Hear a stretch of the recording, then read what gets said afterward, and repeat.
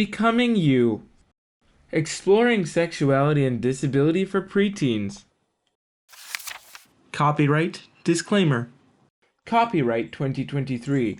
Holland Bloorview Kids Rehabilitation Hospital. All rights reserved. The content of this book draws upon research evidence, lived experience, and clinical expertise. To ensure that various viewpoints were included, this book was co-created with young adults with disabilities, parents and caregivers, educators, researchers, and healthcare professionals. Additional feedback was sought from experts in sexual education across Canada.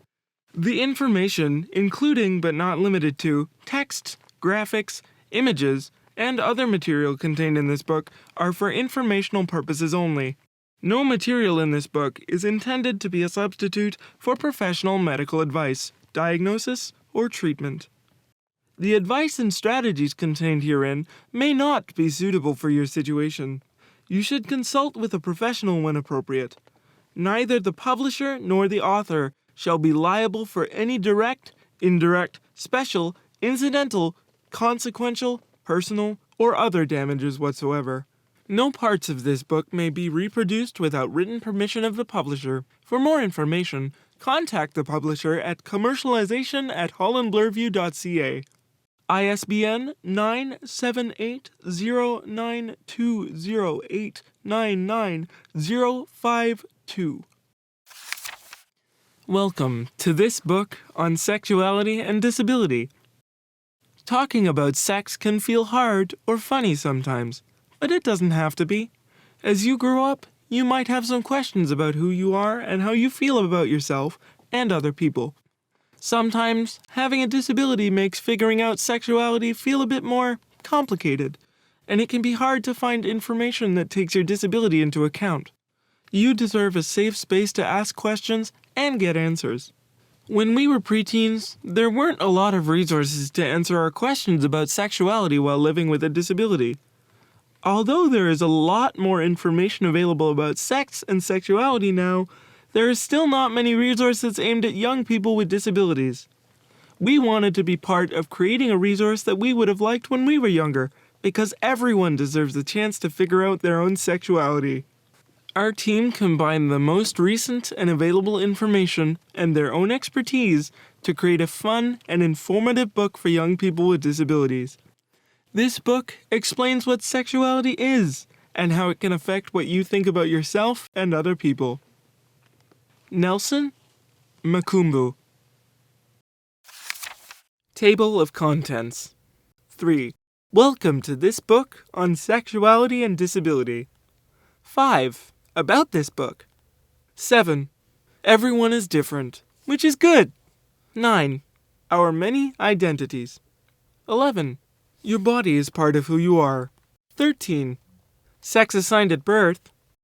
14. Gender. 17. Pronouns. 19. Sexuality. 20.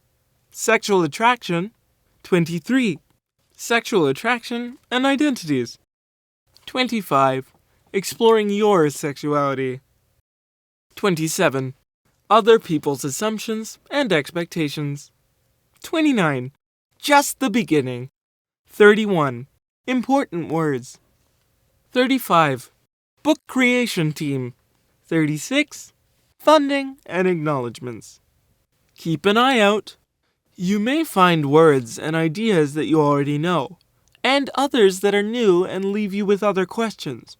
When you see a word in bold, you can learn more about it in the important words section at the end of the book. Sexuality is something most people want to learn more about. About this book. Learning about sexuality is an important part of growing up. The word sexuality may or may not be new to you. It's a word with a lot of meanings, and people use it in different ways.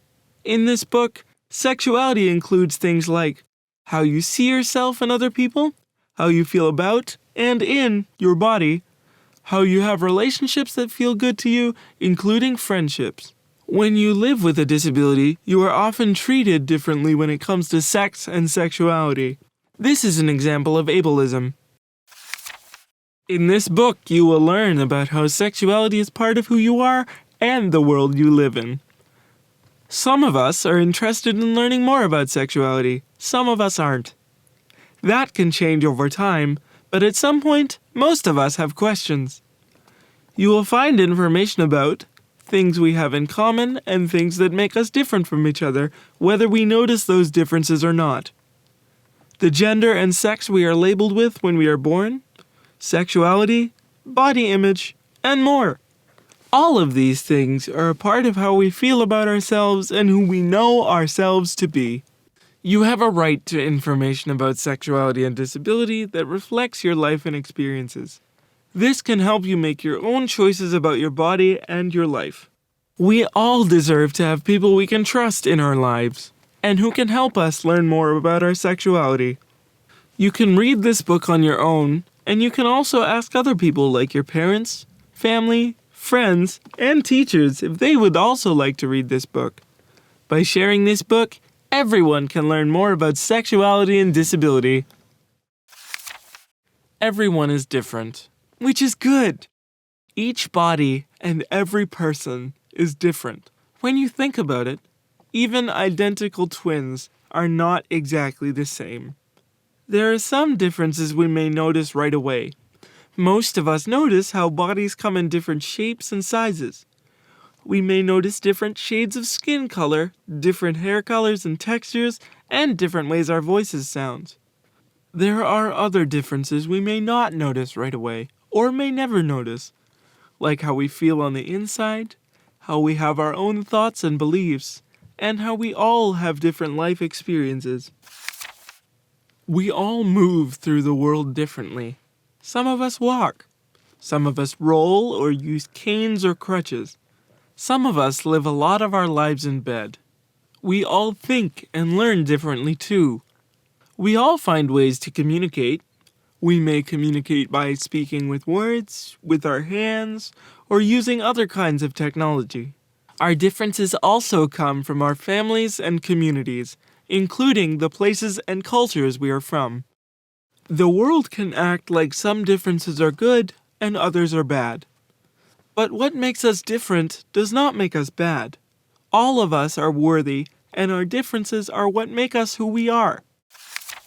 Our many identities. Our identities are the words we use to describe ourselves in relation to other people. Our identities are different parts of who we are. Our identities come from our bodies and minds, from the land and places we grew up in, from the people who raised us, and even from the people who raised them. We have identities that have to do with skin color, like being black, South Asian, white, and more. We have identities that have to do with our religion, like being Muslim, or Sikh, or Jewish. We have identities that have to do with how our bodies move, how we communicate and think, like being neurodiverse, disabled, and more. We also choose identities that have to do with the things we are really interested in, like being a gamer, an artist, or a sports fan. We all have more than one identity, and we're the only one who knows what it's like to have our combination of identities. Our identities make us different from some people and similar to other people. Sometimes it can feel good to be with people who share our identities, and sometimes it can feel good to be around people who do not. Other people may make assumptions about who we are based on the identities they think we have.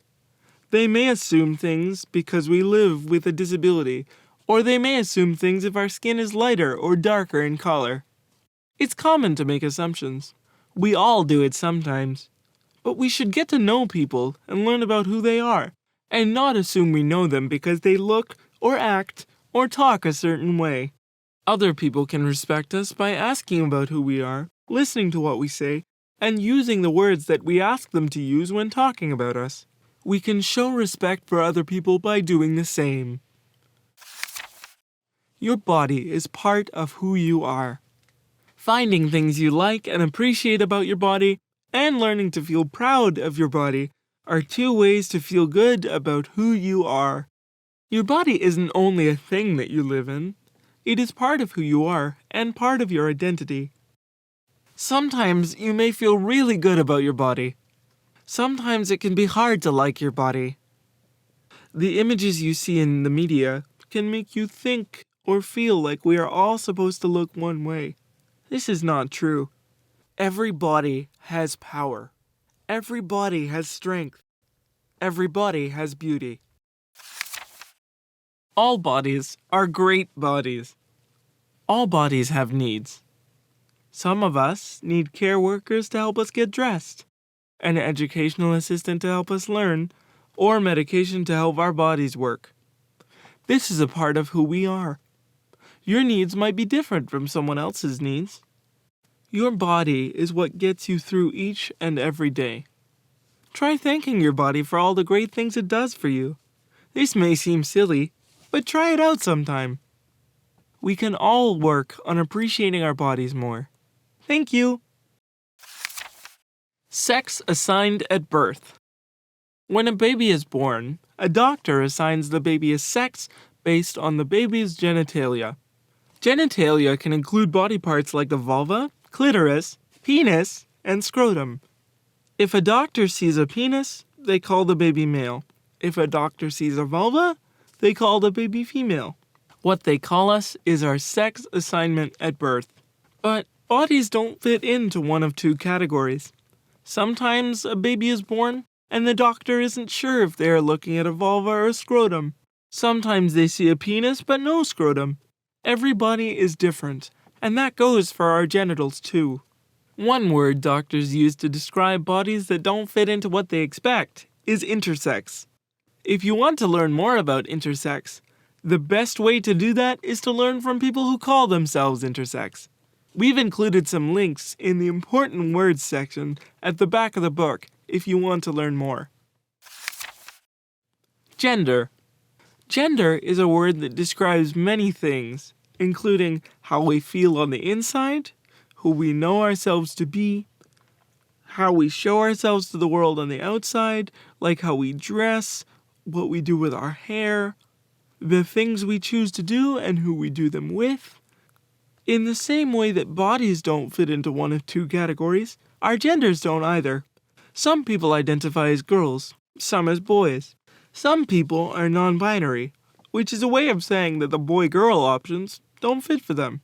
Some people are transgender, which is a way of saying that what they were called when they were born doesn't fit, and they fit into a different identity.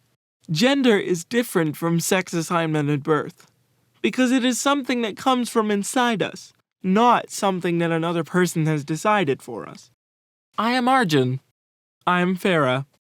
I am Skylar. There are a few more terms about gender that can be helpful to know. Gender identity is a term that is used to describe how we feel on the inside and who we know ourselves to be. Boy, girl, trans, non-binary, queer are all examples of gender identities. Some of us have a gender identity, and some of us are still finding the right words to describe how we feel. And how we feel can change. Hello, my name is he, him, she, her, they, them. Gender expression is a term for all the different ways we show our gender to others. Gender expression includes things like the clothes and colors we wear, what we do with our hair, our body language, the words we use to describe ourselves, and more. Some of us also express our gender through connecting to our culture, so gender expression may look different from one person to another. You can choose and change how you want to show your gender to the world. Gender expression can change over time, not just when you're young, but as you move through adulthood. There is no right or wrong way to express our gender, as long as we get to make our own choices. You may feel like a girl or a boy. You may feel like both or neither. That is okay. Some people may not agree with this, but that doesn't mean they are right. The most important thing is to respect others and ourselves by listening to the words people use to describe themselves and using those words, and trusting that each of us knows ourselves best. Pronouns. Pronouns are words we use instead of saying a person or thing's name. Here are some sentences with examples of pronouns underlined. Arjun loves to play video games. He plays them every chance he gets. Farah signed up to volunteer at the animal shelter. She especially loves the cats. Skylar is planning to hang out with friends after school. They are looking forward to it. I left my laptop on my bed. Can you go get it for me? When we use pronouns for people, the pronoun can tell us something about a person's gender identity.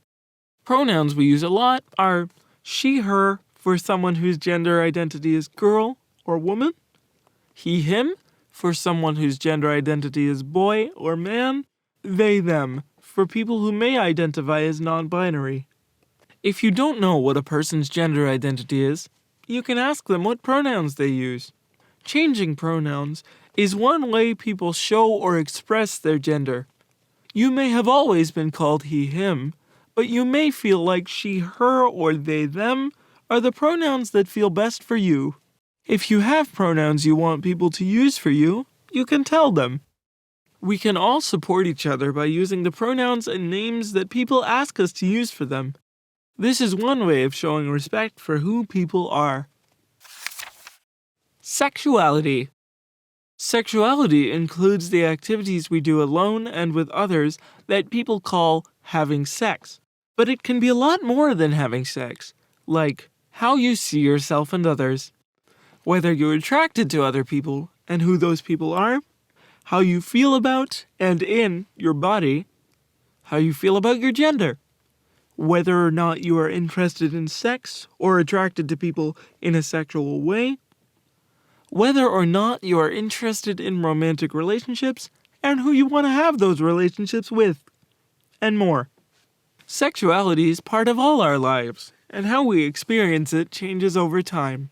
It may change from day to day, week to week, and year to year. Sexual attraction.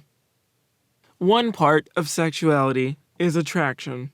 Sexual attraction describes a feeling like a want or desire to be close or connected with another person. We can feel sexual attraction for people we've just met or for friends we've known for a long time. We can also feel sexual attraction for people we've never met, like a celebrity, or for people who don't even exist, like a character in a book or show. There isn't one way to feel sexual attraction. Some people have the feeling and then want to act on the feeling by doing sexual things. Some people like the feeling of sexual attraction, but don't want to act on it. Some people don't feel sexual attraction at all. They may still want to have close friends and other relationships, but the sexual part isn't interesting to them. If you feel sexual attraction toward others, you may find that the people you're attracted to and what you want to do with those feelings changes over time. As you learn more about yourself and what you want in your relationships, you may find that you have new feelings of attraction that you hadn't had before. All of this is okay. And if you have questions or want to talk about your thoughts and feelings about sexual attraction, you deserve to have trustworthy people you can talk to. Some people are attracted to people of the same and different genders than themselves. These people may call themselves bisexual. Other people use the term pansexual to identify that they're attracted to people of any and all genders. People who do not have sexual feelings or attractions to others may call themselves asexual. Some people who are asexual have romantic feelings. Some do not. These are just a few of the words people use to describe themselves and their sexual attractions and orientations. If you're interested in learning more, there's a whole world of words and attractions to explore. Sexual attraction and identities. Sexual orientation, gay, lesbian, straight, asexual, and more, is a way of describing sexual attraction based on the gender identity of who we are attracted to. But our sexual attraction may not be focused on gender identity. We may be attracted to people who share other identities we have. We may be attracted to people with very different identities from us. We may not feel sexual attraction for anyone, and still want to connect with them in other ways. You don't need to have a reason for why you feel the way you feel. The way you feel is real, and it matters. People in our lives, including our families, may make assumptions about who we will or will not be attracted to, and who we should or should not be attracted to, based on our identities. Maybe you've been told that you should only be attracted to someone who has a disability, or someone who is like you in other ways, like someone who has the same religion or faith as you. Or maybe you've been told the opposite, that you should only be attracted to someone who doesn't have a disability, or someone who is different from you in other ways. Who you are attracted to, who you might want to date and spend time with, should be about who you like and what kinds of relationships you want. You are the person who knows or will figure out what is best for you. Exploring your sexuality. Most people start exploring their sexuality by paying attention to and thinking about their sexual thoughts and feelings. And most of us do this on our own before sharing with others. We can explore sexual feelings by paying attention to the kinds of sexual thoughts, daydreams, or fantasies we have. We can notice what it feels like in our bodies when we are thinking about sexual things. We can explore our sexuality by doing things that make us feel sexy. The way we dress, the music we listen to, the TV and movies we watch, the books we read, all of these are ways to experience sexual feelings and thoughts. When it comes to sexual touch, most people explore their own body first before having sex with someone else. When we touch ourselves to feel good and learn about our sexual feelings, it's called masturbation. Privacy. Because sexuality is thought of something that is private, exploring it usually means needing some privacy too. This can be tricky when we rely on family members and others to support us with things like getting in and out of bed, getting dressed, and using the bathroom. But privacy is something we can always ask for, and the amount of privacy we have can change over time. If you want more privacy so you can have time and space to explore your own body, you can always ask for it. Support. We all need help with parts of sexual expression. Some of us need help understanding the rules of dating, or help choosing and dressing in the clothes that make us feel good. Some of us need help with how to go from being sexually attracted to someone to asking them out on a date or building a relationship with them. Some of us need someone else to position our bodies in ways so that we can explore our own body. Sexuality is part of who we are. We don't all get to explore and express our sexuality the way we want all the time, but we can all find ways to show and express parts of who we are.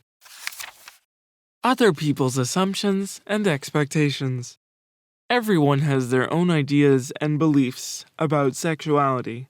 Some people think that there are only men and women in the world, and that men should only have sexual feelings for women, and women should only have those feelings for men. Some people think sex should only be for making babies. Some people think sexuality is a beautiful part of being human, and as long as no one is getting hurt, people should be free to explore their sexuality as they choose. The way we think about sex has a lot to do with the information we get growing up, and with how the people who raise us and take care of us think about sex. The way we think about sex is also influenced by ableism in the world, that tells us which bodies are considered beautiful and sexy, and which bodies are not. If you are interested in exploring sexual thoughts, feelings, and being sexual with someone, you might want something different from what your family and community want for you. You might be interested in dating people of the same and different genders than you. Or you may not be interested in dating or relationships at all. Adults can be uncomfortable when young people start exploring and showing their sexuality. They may not know how to talk about it, and they may want to protect young people from something they worry could be risky or dangerous. You have the right to information about your body and sexuality so that you can make your own decisions, and you have the right to ask for the support you need. It may take time for the people around you to accept this, but you get to ask for information and support you need. Just as some people get bullied because of how they look, move around, or communicate, we know that sometimes people bully or are mean to others because of how they show their sexuality, or because of who they are attracted to. This is never okay. If this happens to you, or you know it's happening to someone else, try to talk to an adult who you trust. And if it feels safe to do so, speak up and out. Your voice is powerful. Just the beginning. We've covered a lot in this book: bodies, gender, and sexuality. You may need time to let it all sink in.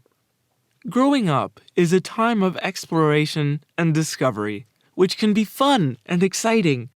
Growing up is also hard.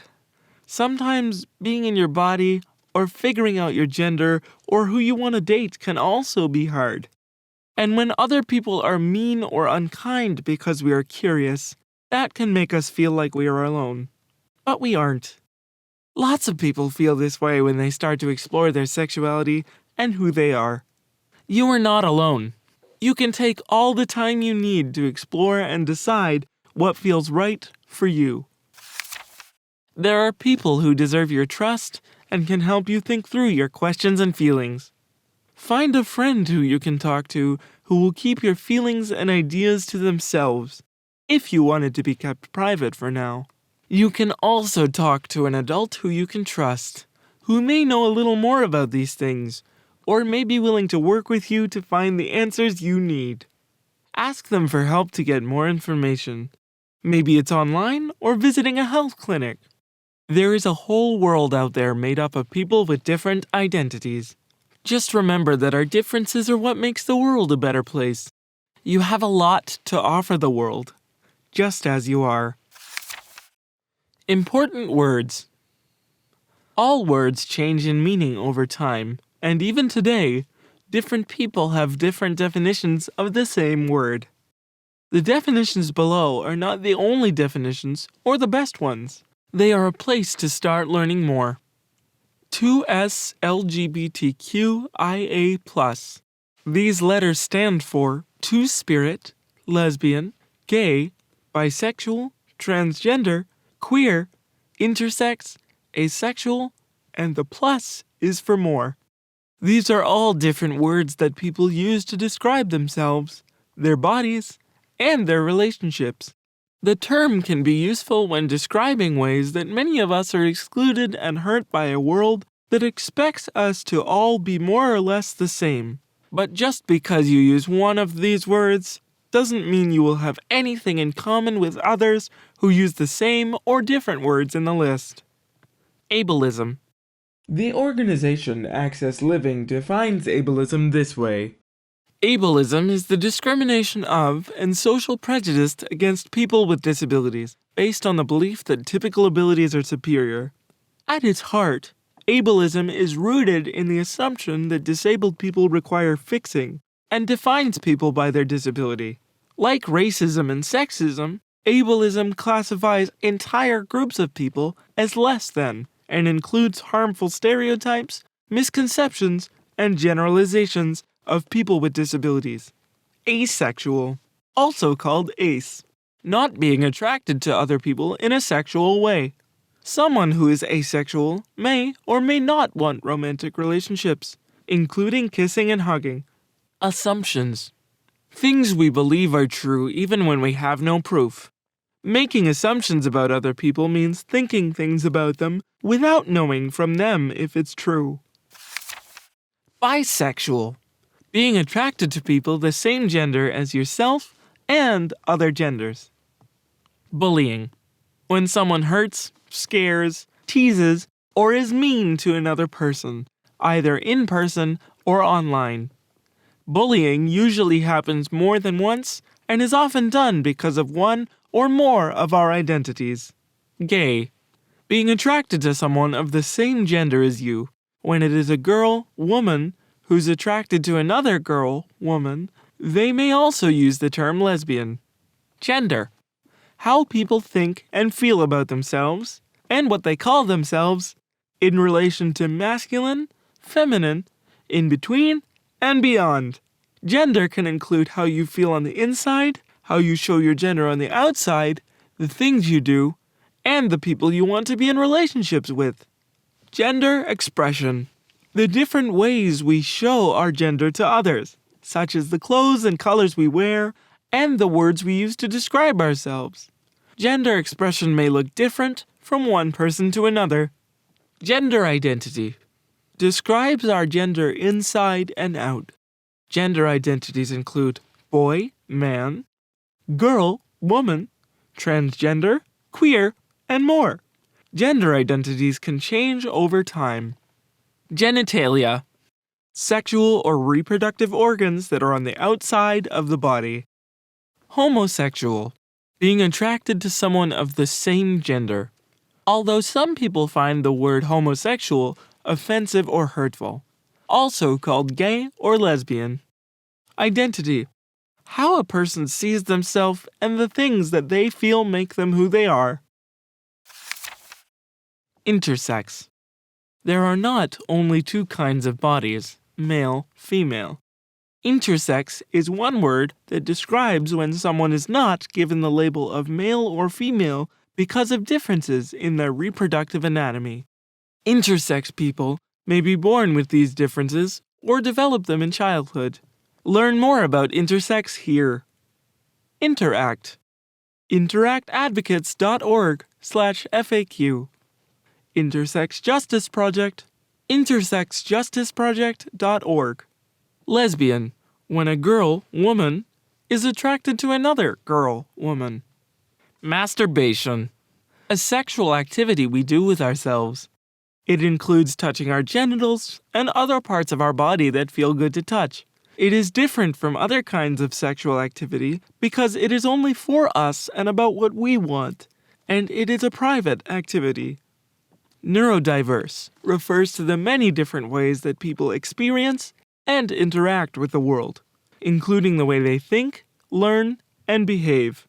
Neurodiversity refers to everyone's differences, but it is often used with developmental conditions such as autism spectrum disorder, ASD, and or attention deficit and hyperactivity disorder, ADHD. Non-binary.